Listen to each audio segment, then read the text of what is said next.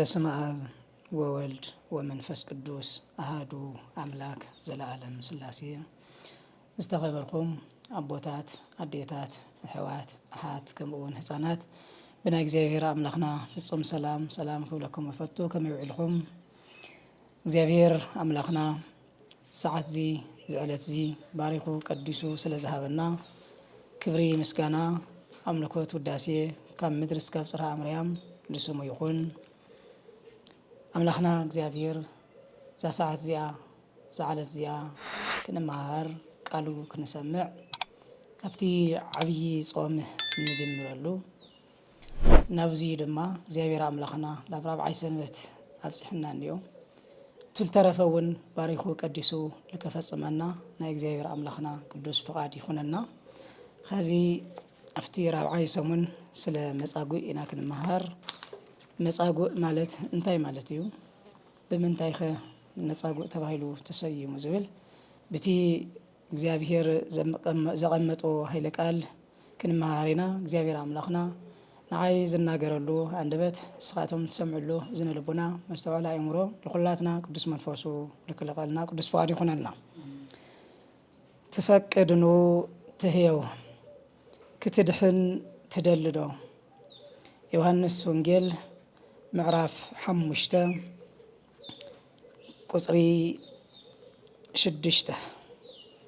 እዚ ቃል እዚ አልዕልና ክነጋገሪና አምላኽና እግዚአብሔር እትልናገሮ ክነስተውዕሎ ኣብ ተግባር ክነውዕሎ አምላኽና እግዚአብሔር ከዝውን ብረድኤቱ ይሓልወና። እዚ ቃል እዚ ትናገሮ አምላኽና መድኃኒትና ኢየሱስ ክርስቶስ እዩ። እዚ ቃል እዚ ትናገር እንተሎ አምላኽና እግዚአብሔር ናይ ድሕነት ጎይታ ናይ ይቅርታ ጎይታ ናይ ምሕረት ጎይታ ናይ ርህራሄ ጎይታ ስለ ዝኾነ እቲ ዝዓበየ ድማ ናይ ፈቃድ ጎይታ እምበር ናይ ግዴታ ጎይታ ኣይኮነን። እግዚአብሔር ለአና ዝህቦ ድሕነት ብፈቃድና ብእምነትና ዳኣ እምበር አገዲዱ ዝገዝእ አገዲዱ ዘድሕን ጎይታ ኣይኮነን። አምላኽና እግዚአብሔር እዚ ቃል እዚ ክናገር ከሎ ካብ መጀመርያ እቲ ቃል እዚ መሰረት ኣለዎ። ሊቃውንቲ ከም ዝሰየሙልና መጻጉዕ ኢሎም ሰየሞሞ። መጻጉዕ ማለት ዝተሓመመ ሰብ ማለት እዩ። ሕሙም ማለት እዩ። ብጣዕሚ ዝተቸገረ ኣብ ሕማም ዝተሳቀየ ብዙሕ ግዜ ኣብ ሕማም ዝጸንሐ ሰብኣይ ስለ ዝፈወሰ ብዝዕለት እዚ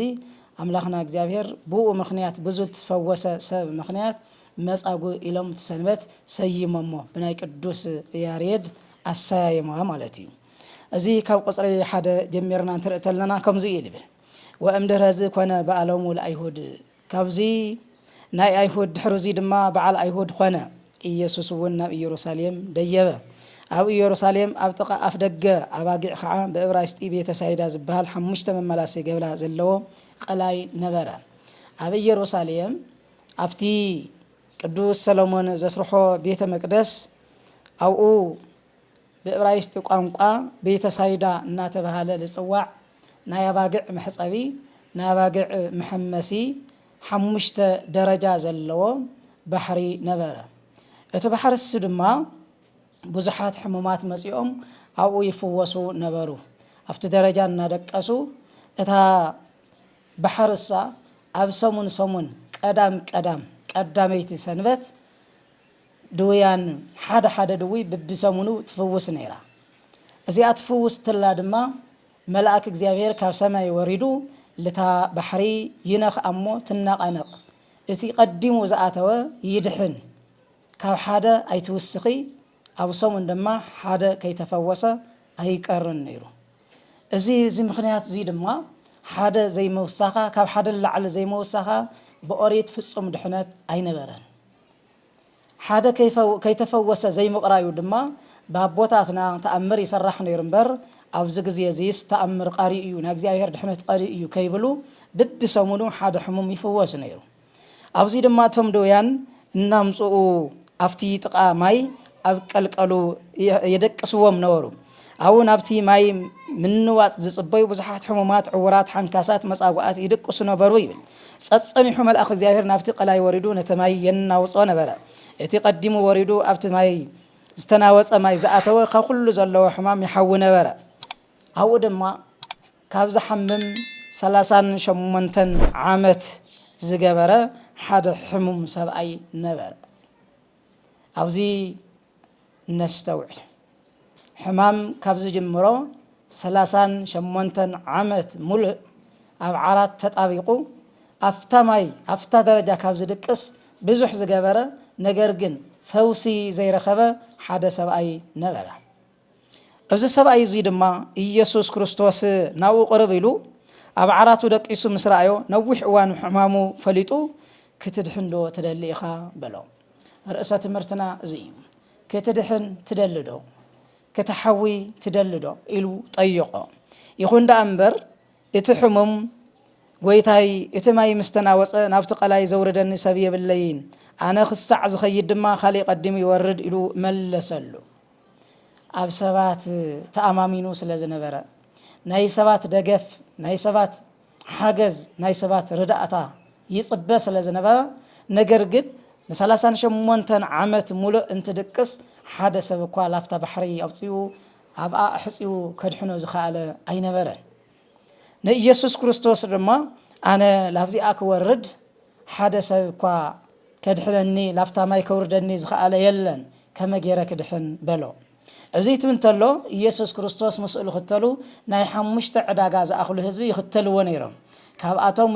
ሓደ ጎልማሳ ሓደ በዓል ጎልበት ኣዚዙ ዶ ላፍታ ባሕሪ እትየኒ ይኸውን እሞ ይድሕን ዶ ይኸውን ልብል ሓሲቡ እቲ ሰብኣይ ክድሕን ይደሊ እየ ነገር ግን ሰብ የብለይ ኢሉ ነስተውዕል ደቂ እግዚኣብሔር ሰብ ዘይብሉ እግዚኣብሔር ኣለዎ ካብ ሰብ ዝፅበ ኩሉ ግዜ ደካማ እዩ ካብ ሰብ ዝፅበ ኩሉ ግዜ ናይ ድኻም ሓሳብ እዩ ካብ እግዚኣብሔር ዝኣመነ እግዚኣብሔር ዝተኸተለ ግን ኩሉ ግዜ ድሕነቱ ኣብ ቀረባ እዩ ሰብ የብለን ኢልዎ ኢየሱስ ክርስቶስ ድማ ተለዓል እሞ እታ ዓራትካ ደቂስካላ ዘለኻ ተሸኪምካያ ክድ በሎ ኣሜን እግዚኣብሔር ኣምላኽና ኣብ ዝባልና ለሎ መከራ ኣብ ዝባልና ለሎ ጭንቀት ኣብ ዝባልና ለሎ ህውከት ኩሉ ካብ ዝባልና ይቐንጥጠልና ለ38 ዓመት ዝኣክል ዝነበረ መከራ ፈተና ሕማም ስቃይ ይኣኽለካ እታ ተሸኪማትካ ዝነበረት ዓራት ተሸኪምካያ ክድ ኢልዎ እዚ ምስ በሎ ድማ እቲ ሰብኣይ ከዓ ሽዑ ንሽዑ ሓወየ ዓራቱ ተሸኪምውን ከደ እታ መዓልቲ እቲኣ ድማ ሰንበት ነበረት ይብል ሰንበት ማለት እታ ኸዚ ብሃዲስ ግዜ ሰንበት እናበልና ነኽብራ ይኮንትን ሰንበት ማለት ቀዳም እያ ሰንበት ኣይሁድ እናተባህለት ፅዋዕ ቀዳመይቲ ሰንበት እትበሃል ቀዳም እያ እታ ቀዳም እዚኣ ብኣይሁዳውያን ብጣዕሚ ዝኸበረት እያ ብጣዕሚ ክብርቲ ነበረት ስለዚ እውን ኣይሁድ ነቲ ዝሓወየ ሰብኣይ ሎሚ ሰንበት ስለ ዝኾነ ዓራትካ ክትሽከም ኣይፍቀደልካን እዩ በልዎ ደቂ ሰባት ልፅቡቕ ምስራሕ ደካማታት ኢና ፅቡቕ ልተሰርሐ ምንቅነት ልፅቡቕ ቀንኣት ክፍኣት ግን ናትና እዩ ልትልሓወየ ሰብኣይ 38 ዓመት ሙሉዕ ኣብ ዓራት ተጣቢቑ ምንም ዘይበልዎ ሓደ መዓልቲ እኳ ካፍቶም ብዙሓት ሰባት ሓደ ተጨኒቑ ስለ ሕማሙ ስለ ችግሩ ስለ መከርኡ ሓሲቡ ላፍታ ማይ ክሕፅዎ ዘይከኣለ ምስ ደሓነ ግን ምንቅነት ተላዒሎሞ ሎማዓንቲ በዓል እዩ ዓራትካ ተሸኪምካ ምኻድ ኣይፍቀደልካን እዩ በልዎ ንሱ ግና እቲ ዝሕወየኒ እዩ ዓራትካ ተሸኪምካ ኺድ ዝበለኒ ኢሉ መለሰሎ ንሳቶም ከዓ እቲ ዓራትካ ተሸኪምካ ኺድ ዝበለካ ሰብ መን እዩ ኢሎም ጠየቕዎ ኢየሱስ ኣብ ማእኸል እቶም ኣብኡ ዝነበሩ ብዙሓት ሰባት ተሓዊሱ ስለ ዝነበረ ነቲ ዝሕወዮ ሰብኣይ መን ከም ዝሕወዮ ኣይፈለጠን ይብል እቲ ዝሕወዮ መን ምዃኑ ኣይፈለጠን ኢየሱስ ክርስቶስ ድማ ድሕረዚ ኣብ ቤት መቅደስ እናምሃረ እንተሎ ነቲ ዝሓወየ ሰብኣይ ረኸቦ እሞ እኖ ሓዊኻ ኣለኻ ካብዚ ዝገደደ ከይረኽበካ ደጊም ሓጢኣት ኣይትግበር በሎ እቲ ሰብኣይ ከዓ ከይዱ እቲ ዝሕወዮ ኢየሱስ ከም ዝኾነ ንኣይሁድ ነገሮም ይብል ኣይሁድ ድማ ካብ ዛዕለት እዚኣ ንምንታይ የድሕን ንምንታይ ሕሙማት ይፍውስ ንምንታይ ሰንበት ይስዕር እናበሉ ንኢየሱስ የሳጎግዎ ነበሩ ንኢየሱስ ልክቐትልዎ ይእልሽዎ ነበሩ እዚ ኣብቲ ዝምባብ እዚ እንመሃሮ ዓብይ ምስጢር ዓብይ ምስትውዓል ዘድልዮ ቃላት ኣሎ ኣብ ኢየሱስ ክርስቶስ ዝኣመነ ሰብ ድሕነት ከም ዝረክብ ኣብ ሰባት ልተጸግዐ ለሰብ ዝኣመነ ድማ ሰብ ደካማ ምዃኑ ኣብ ሰብ ለኣመነ ሰብ كل جزية فتصم الناس زي بلو مخانو كنستوعلو زقبنا قالي أزي بتشاي قني سلاسان شمونتان عامت ملوعت دكستلو يسوع كريستوس كاب سمايا سمات وريدو كاب قدست قدسان دنجل مريم تولدو أوز عالم زي تنكساقستلو بقالو زفوسه مالو بإيدو رهسيسو زفوسه مالو خدانو نخيو مستفوسو አለው እሱ ብቻ ይሆነ ቅዱሳን ሐዋርያት አቦታትናውን بالتفاላለይ ምክንያት ልፈወስዎም አለው ልዙ ስባይዚ በቃሉ ይፈውስዎ ተለዓለሞ ዓራትኻ ተሸኪምኻ ኺድ ኢልዎ እቲ ስባይዚ ግን መስተውዓሊ አይነበረን አብስንፍና አይነዩ መስተውዓል አይነበረ 38 ዓመት ለአክል ሐሚሙ ደቂሱ ኢየሱስ ክርስቶስ ተለዓል ተሸኪምኻ ኺድ እንትብለተሎ መን ፈዊስካ እንትብልወተለውሲ አይፈለጧን አይሆነን 38 ዓመት ለአክል حميمك مو تفويس قاي كرنا حنت معلتي صبق زجبرها كوا أيرسع هذا يجزاها مني خيلها كستوعلي جبؤ نيرو سايجن أي فلتون زل فوسن أي فلتون يلوم يسوع كريستوس جن تفويس خالها مو دقيم كي تبدل كاوزي زجدد كي يرخذ كايلو أملاخنا أجزاء زنك على زين أفتن مستوى على زلين دقاقي مو إذن ناجرا دقيم كي تبدلي دقيم كي تبدل زخافك يرخبك زخافك يرخبكي النابلة يناجر قويتا عفتن همزي البلا أطبق قبل إذن ناجر تسوى أيوزي دقيم كاوزي لخافك يرخبك حماق كي تسرح يلو تناجرات الله تسوى أيزي متشرشتو في الصابي انتهي مخانو سلز فلاتاي سلاسان شمونتان عمت ملو دقيسو مسعرات تتابيقو سلجيو نايسبات تسفاسينو كاب سبات دحنت سينو كاب سبات ردعت حجز سينو انتقمن تلو يسوع كريستوس فويسو يخون دأمبر لما جمر ياله من كم زفوسو أي فلتن عمت جرش تاجزيه دما ويتانا يسوع كريستوس تسكل انتلو أفتم كدمي أيهود أزوي بدلني أيو أزوي جاجني أيو أزوي أي سنوات سعيريو أزوي مسك زاهر رؤسو يم عرار يلوم أيهود لإيسوس كريستوس خاصيسهم تسأل وتلو أتي حاميم سلاسان شمونتان عمت حاميم التل على سبعي أنا كفوسني كيف الخواز فوسني إلو بصفعيت المدهاني ألم كريستوس وعيو أمت أرش تاجزي لزي كريستوس كوزي لخفاء كي يرخبك تتنكق زوله دقيم كي تبدل زوله أبزق زي لقيت إيسوس كريستوس بصفعيت وقعت الله تايدو سليلا قاريها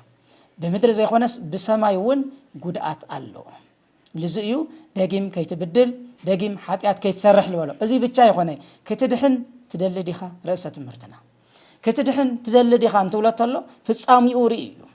ما انت قلب لبنيا بعلب فقاد فويس النمبر انا دفويس يني ليو كي يولم انتانيو إيسوس كريستوس كي تدحن تدلديخا يلو نافقاد أملاخ سلازخونه بدليتنا نقربو بدليتنا نأمنبر تهجدينا ليمسل نقربو يغني لجزياو تقميلنا نقربو نأمنو نختلو ناملخ يغني فساميو دحنتو أملاخنتو ملكوتاونتو رجقنتو آميننا مئنتان كنقرب على سماوات واقع مئنتان كنركب نايفقاد أملاكيو مداني ألم كريستوس لزي ينباي تدحن تدلدو إلو أيهود جن تقاوي بمو لمن تاي سنوات معلتي حراتش كاملهم ناتساق يا سلاسان شمونتان عمد سق يميل ريمو نستوعل دك إجزابير سب يتم جزية انت اللي كا إلى حق زكا حيل انت اللي كا طبل انت اللي كا تمرت انت اللي كا هافت انت اللي كا أو قد نقال أبز حمام خلو جزية أبز شجر خلو جزية أبز صقم خلو جزية اتفتاوي خابعلو نعاخا كيري أنقول عصفي إزغيت كنستوعل زقبنا جن على كريستوس تصقعه لكريستوس رديئته زجبره كريستوس أجع دقاف زجبره كل جزية دحوني كلاتنا إمنتنا صقعنا مس كريستوس يخون أزي بتشاي خوني أملاخنا جزيابير أزوك على زي تلعال ليلو عرات تشكيم خايل خد ديلو كم زفوا وساخلو أما رقص ونجل معرفش الدشته قطري 53 جمرنا تلناون ويتا يسوع كريستوس أبزي ينسريت التبهاله بوتا لتوم هزوي لحمشت مئتي هزوي مجيو مستشاجرة لتوم هزوي ريأمو دحريو تختار لتلو يسوع كريستوس نعو إذن خو خدان إذن خو كلهم يفوسوا نيرو خدان خدا كنك أنتان كندحن لابلو يتأيقوا نيرو كلهم توم هزوي دحناتو سلاز آمنو دحناتو سلاز فلتو اتوم حمومات اتوم دق اسوم للو ناتشكمو نامصو اب اغر غويتا يدقسوم نيرو نغويتا يسوع كريستوس دما بيزا خبا خدان خان كأننا يبلغون يرى وألا جسسوا كلهم يتفوسوا كلهم تم زنخوا ودما يفوسوا نورو يدحنوا نورو سلام انتاي نايدحنت قويتا سلازخوانا إيسوس مالت مدحانيت مالتيو مدحانيت أقاميمخا كم زسرح كله يسوس كريستوس لما ملكوتي سجاي التوهاد التقامم أملاك لذي دما نايدحنت قويتا سلازخوانا كدانخا أنك إنا يقولوا ومو خدانو نانخو يدحنوا نيرو أزي بتشاي خوانا أما يوحنس وانجيل معرفة الشعات قصر حدا جميرنا انترت لنا كم زيبل وان زي هلف ميار ايه باسيه زابورو تولده وتسالوا اردايه ويبلوا ربي بهاتي اتمنو تولده زنت ابور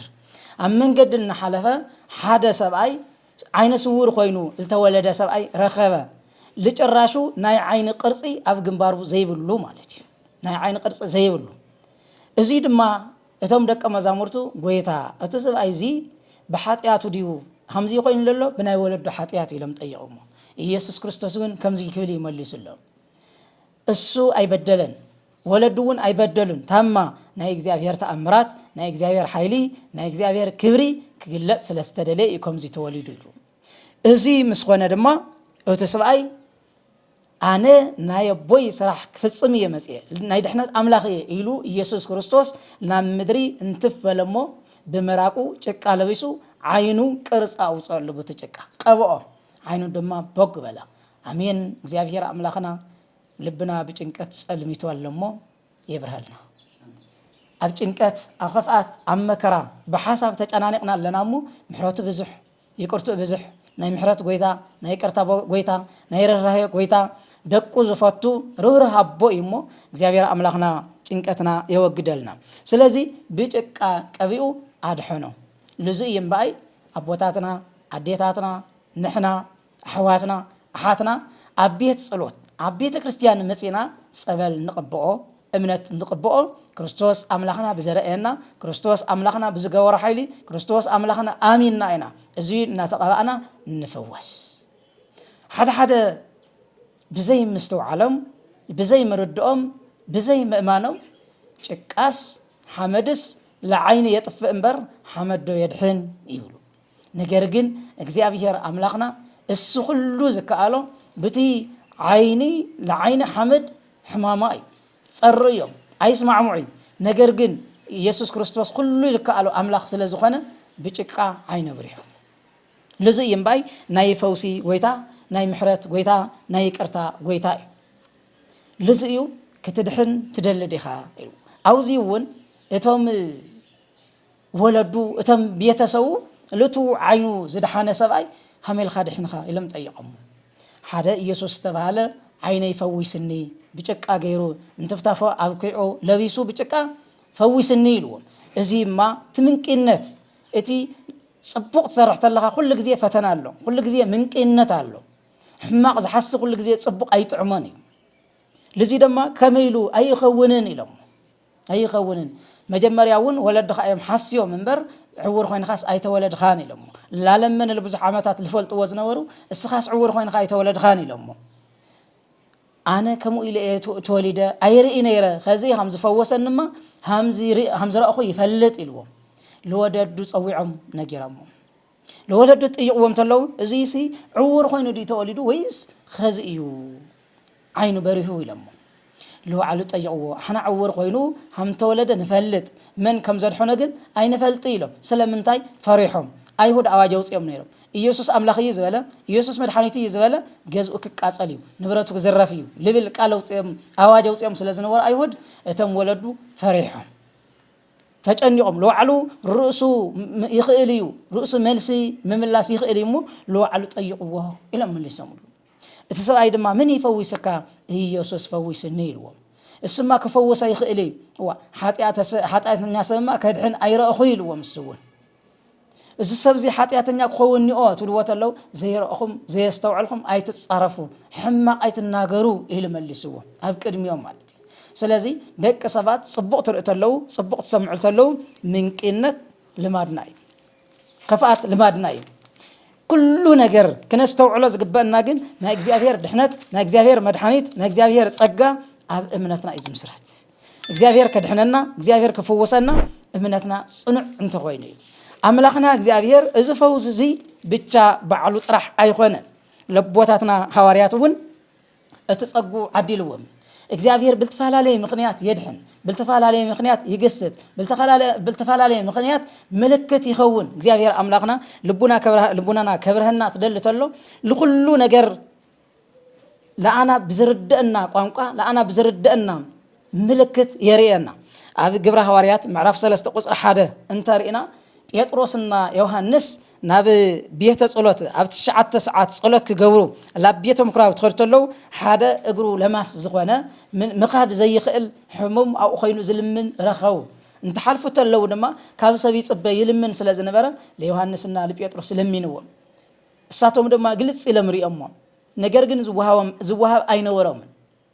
ገንዘብ አይነወረም እሱ ገንዘብ ከሆዎ ተጸብዩ ነይሩ ነገር ግን ቅዱስ ጴጥሮስ መልስ ሲሉ ከምዚ ኢልዎ አነ ዝዋሃብ ገንዘብ የብለይ ልዎ ነገር ግን እቲ ዘለኒ ክበካ እየሉ ልዋሃብ የብለይ እቲ ዘለኒ ግን ክበካ እየሉ እቲ ዘለዎ መን እዩ እንተይልናስ ኢየሱስ ክርስቶስ እዩ ኣብ ውሽጡ ነጊሱ ነይሩ ኢየሱስ ክርስቶስ እዩ ህንዲ ወርቁ ህንዲ ገንዘቡ ህንዲ ሃፍቱ ህንዲ ኸዳኑ ህንዲ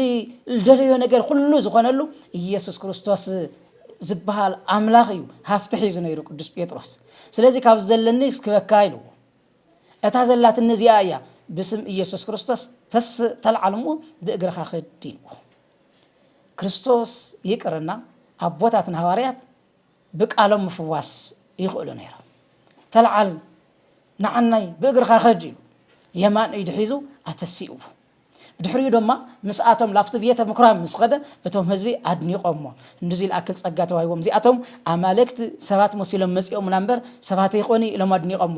ለምንታይ ከን ኢልኩም ትሪኡና ለምንታይ ተደንቁና እቲ ኢየሱስ ክርስቶስ እንምልኾ ምሳና ዘሎ ለአሚና ንኽተል ለለና